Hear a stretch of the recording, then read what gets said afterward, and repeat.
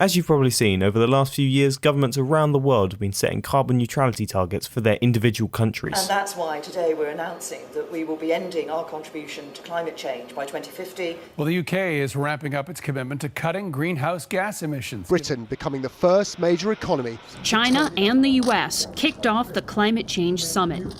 Our greatest threat in thousands of years. Climate change. The United States will withdraw from the Paris Climate Accord. Some of them have been written into law, while some of them have just been promised. But like a pinky promise, so, please go back to school, children. And even if there's some healthy skepticism of whether these targets are actually going to be hit, or even if they go far enough to save us from devastating temperature rise, they mark an important step from sweeping the issue under the rug to now at least marking it on their national agendas. However, there's one country that's way ahead of the game on this. And I know what you're probably thinking: Scandinavia. Those bloody Scandies with their beautiful landscape, insanely high national happiness, and inspirationally young leaders, I bet it's one of them coming to show off on the world stage again. But you'd be wrong. You'd actually have to look much further east to find the country we're talking about. No, further east than that. Okay, too far, and down a bit. Up a little, zoom, and zoom again. That's the one. The historic and completely landlocked kingdom of Bhutan, sandwiched between two of the most populated and most polluting countries in the world, is the first not only to be carbon neutral, but carbon negative, and negative by a pretty significant amount. So let's look at how as the UN defines it, least developed nation managed to make it to carbon negative, and how, with social and economic pressures, do they plan to stay there. Let's start off with some context. Bhutan is a heavily mountainous, sparsely populated country of around 800,000, mostly Buddhist people. It's got about as many people as Frankfurt and is a similar size to Switzerland, but has about a tenth of the population. And probably less fondue. As previously mentioned, the UN puts it on its list of least developed countries. With a GDP of under $3 billion, it's, in gross terms, one of the poorest countries in Asia. One of the big reasons for this lack of development is most likely its isolation. General tourists weren't allowed to visit the country until the 1970s, and TV and internet in the country are actually younger than I am. There's plenty of other stuff about this place that makes it super interesting, from the fact that the entire country is devoid of traffic lights, to the fact that virtually all tobacco products are illegal, or from these funky looking guys being the national animal, to these road signs that sound like they could be from a cheesy road safety videotape you were forced to watch at school. For safe arriving, no liquor in driving. After drinking whiskey, driving is risky. Don't hurry, be cool, since heaven is already full. Or my personal favourite, peep peep don't sleep. But back to the science. How did this underdeveloped, recently opened country manage to become the only one in the world to be carbon neutral? I'll talk about a few factors in this video, but there are sure to be hundreds of smaller factors at play too. The three biggest factors to the ecological makeup are the lack of development, trees, and water. They're all factors that you could argue that Bhutan has just been lucky to get. But I'll also talk about some of the measures they're taking to preserve what they've been given. So firstly, as we know, this country is pretty underdeveloped. Because they've got some serious hills, the infrastructure needed to build a strong industrial economy is hugely expensive and far out of their current reach. Other highly mountainous states like Nepal have had pretty similar issues. Reportedly, they didn't even start working on their first road until 1960, and in 2014 there were only around 70,000 registered vehicles in the nation. That's about the same number as would be in Gary, Indiana. This means that for a pretty obvious reason, they emit a fair amount less pollution than many more developed countries.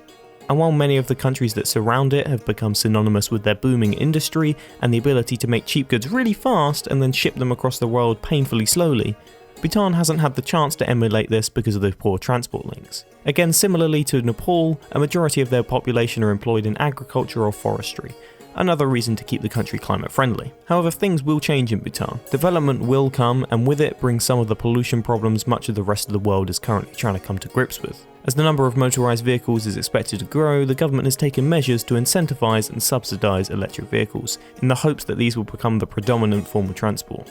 One issue that the lack of development does bring is the fact that many of the rural communities don't have access to electricity at all. The government plans to expand the electricity grid and even provide free electricity to rural communities. Not only will this bring greater connection and likely transport infrastructure, but the hope is that it will stop the rural communities from harvesting the second major factor in Bhutan's carbon negative journey: trees.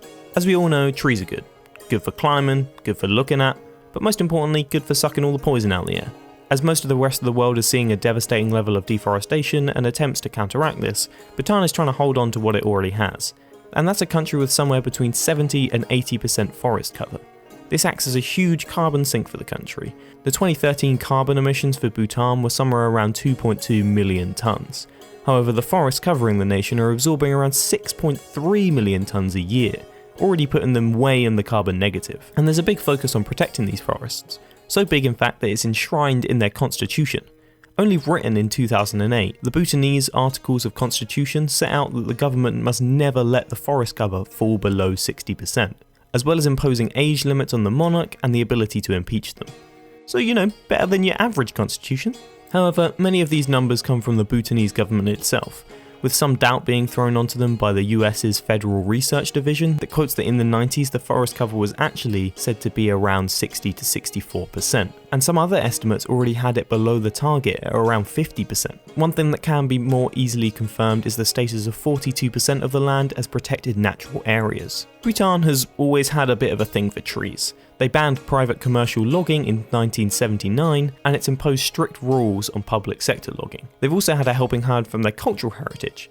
As at least 70% of the country is Buddhist, there's a strong connection with their trees that are seen as symbols of long life, health, beauty and compassion. And they put this to practice. When the new prince was born in 2016, they planted 108,000 tree saplings in his honour. The country also set a record for the most trees planted in an hour in 2015 with just under 50,000.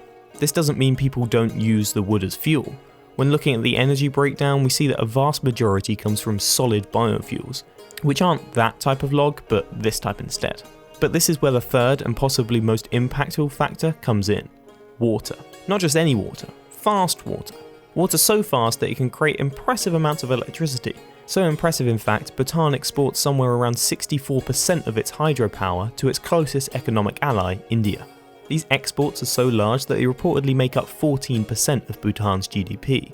According to the Bhutanese government, this offsets 4.4 million tonnes of CO2 every year. And so far, they've barely tapped into their hydropower potential.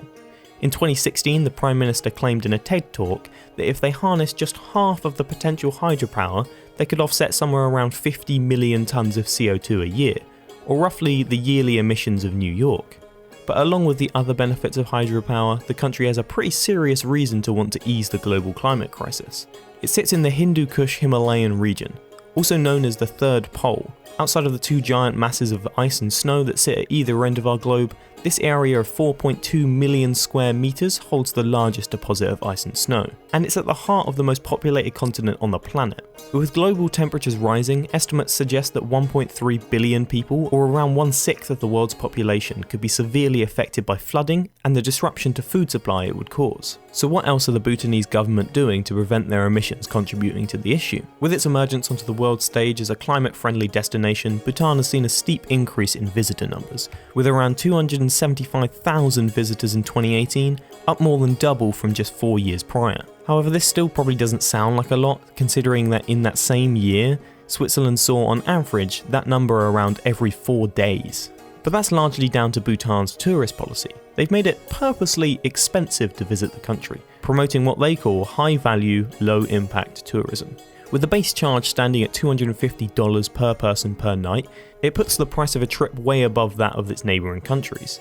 This fee does include various things like hotel accommodation, food, transport and entry to tourist sites, but it seems even the initial number is enough to put many people off. The fee also includes a portion that goes towards sustainable development, giving the government another source of much needed income. One other reason for the lack of tourists might be that there's only one airport in the entire country, and it's so hard to fly into because of the mountainous terrain, there's only a handful of pilots that are even allowed to land there. However, according to Bhutan, this funding for tourism isn't enough. Without support, they say they might not be able to keep up their current level of carbon neutrality. They therefore, along with the WWF and several other large donors, launched a fund hoping to raise upwards of $40 billion to help fund the government's attempts to keep the country green over the next 14 years, when the government thinks it will then be able to take over this funding entirely. It's worth noting that this is obviously a very specific case. Many of the things that make Bhutan carbon negative just wouldn't be plausible in many other countries. However, as a country that has done almost nothing to contribute to the climate crisis, they're one of the countries at the most risk of its effects. Do you think it's possible for any other countries to follow Bhutan's road to carbon negativity, or is this case too specific? Let me know that, and if there's any other topics you want me to make a video about in the comments. Like and subscribe if you feel like it, and as always, thanks for watching.